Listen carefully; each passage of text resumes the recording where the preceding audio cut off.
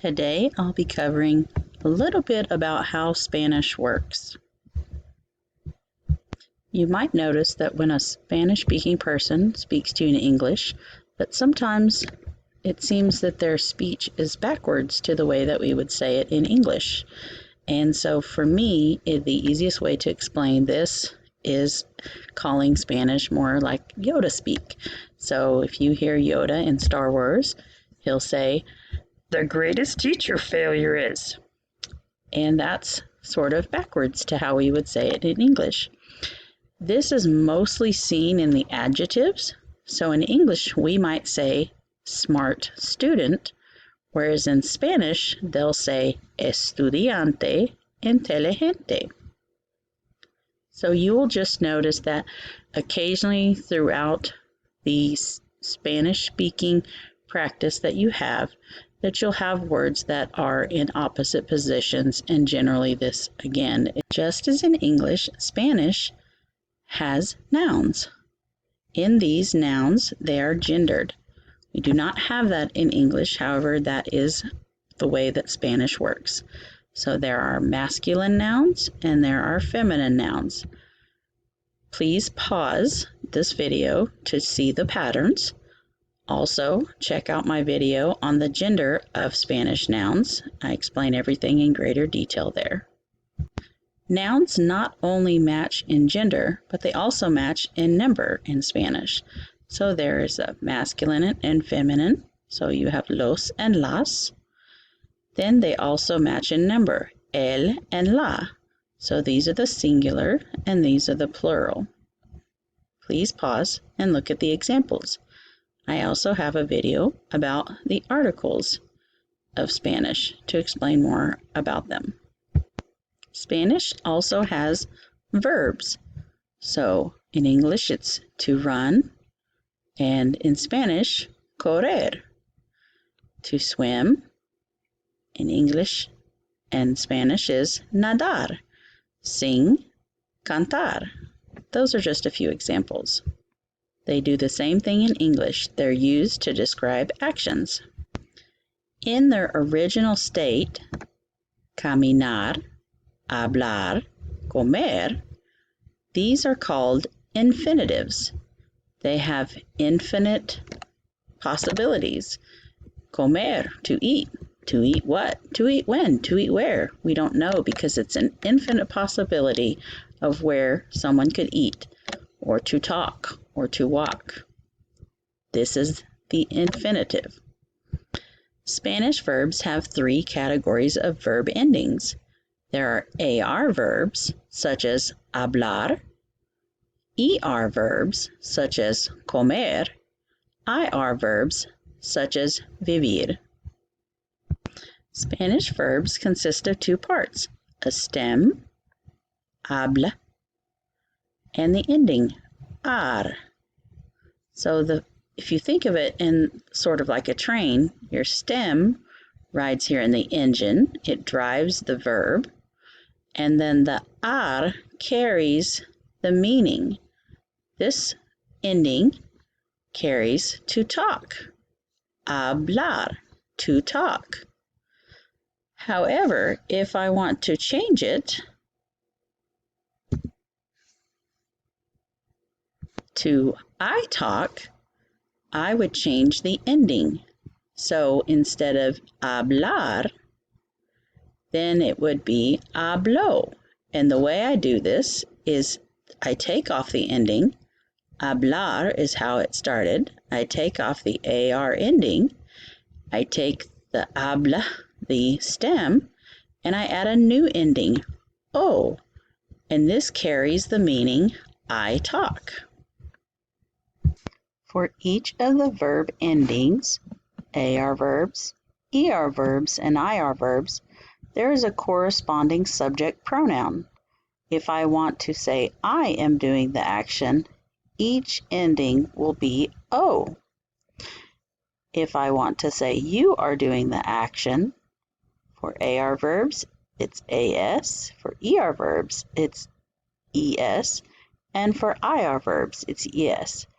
Each one of these subject pronouns will have a different ending corresponding to who is doing what verb and what the ending on the verb is.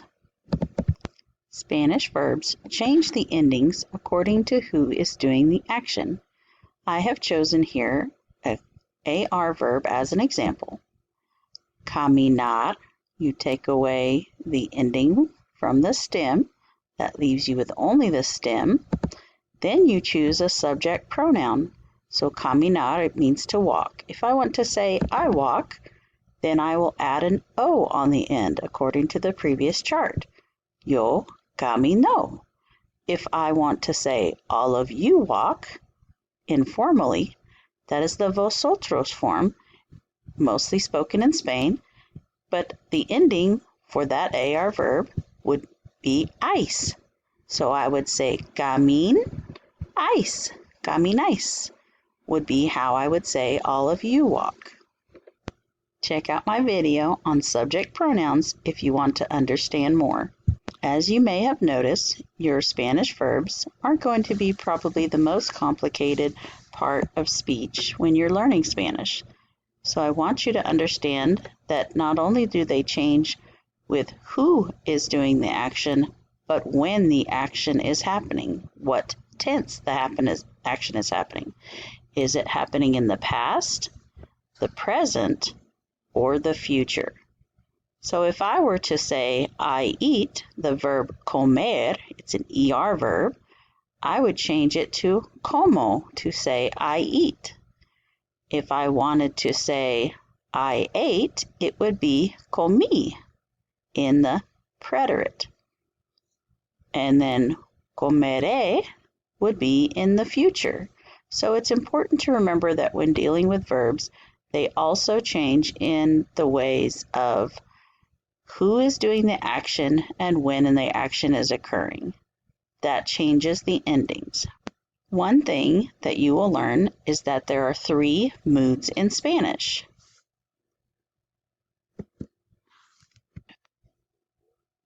It is important not to get the tenses mixed up with the moods.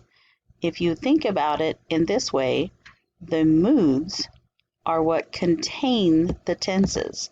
The tenses, past tense, present tense, and future tense, and conditional and others, will occur inside of each mood. The indicative mood deals more with facts and things that you can see. Subjunctive mood is a more nuanced part of the language, and it's a little more difficult to understand until you've actually understood the indicative mood first. The imperative mood is your commands, things that if someone tells you to stop, then that would occur in the imperative mood. So in the indicative mood, it's good to understand that in the Spanish language, you will use it the most. And then it's used to relate facts or objective statements. As I explained before, tenses with the verbs occur. So it's important to know that you will be learning the indicative mood and you will have each of the different forms of the indicative mood. So present simple tense, it's very simple, it's happening now. So como I eat. So that ending is the same. Now there's something called the present progressive. So I am doing something. It's your INGs. Comiendo. This is not I am eating. This is just eating, the word eating. You would have to put another verb in front of it for it to be assigned to yourself. And this is another one that will happen. Voy is a verb that's conjugated and adding the a comer. So I am going. So voy is I am going. A comer is to eat, and that is left in the infinitive. So it's sort of a way that in the first level of the indicative mood, you can talk about simple things that are happening, things that are progressing, they are happening but they're moving forward, and something that is happening in the future, but you're using a verb saying you're going to do something or someone is going to do something. This is the first level of the indicative mood that you will learn. It is where you will learn most of your verbs, their stems. You will learn how to conjugate their endings, and you will also learn how to use them in a simple sentence. Somewhere around the second level of learning Spanish, you'll begin to talk about the past. The preterite is a completed action, and it's generally around a certain time frame. This is a simplification and explanation, but it has a specific ending. Then you have things that you do on a regular basis, but you've done in the past. These happen in the past tense, but there are two different kinds of past tense, and they have different requirements for each as to whether it is a completed action, or maybe it was ongoing, or it did not have a specific time frame. So this has a different ending as well. So in the preterite, it's comí, I ate. Comía, I was eating or I used to eat. And then what will be added is your actual future tense as well, somewhere around this time frame. So comere, I will eat. That's how you say I will eat. Instead of the just taking the verb and adding the infinitive, you will actually conjugate the verb for the future. So this is about level 2 of your indicative mood. I know this chart can be a little intimidating, but it just is here to show you the order in which things are. So now we'll go over. When you started on level 1, you learned the present simple, the present progressive, and a little future, and that was it. Then you learned about the past, the definitely completed past, and the more vague, reoccurring or having occurred at no specific time, and the future itself. So those were levels 1 and 2. Now, as you begin to perfect your Spanish speaking, you will add generally the conditional comes. You talk about what you would do, comería, and that can sometimes happen when you're in level 2. It just depends on the progression of your program that you're in. Otherwise, the very third step is learning to speak more genteelly, and you will say, I will have eaten. That's your future perfect. Habré comido. And then you have your past perfect. You will talk about había comido. I had eaten.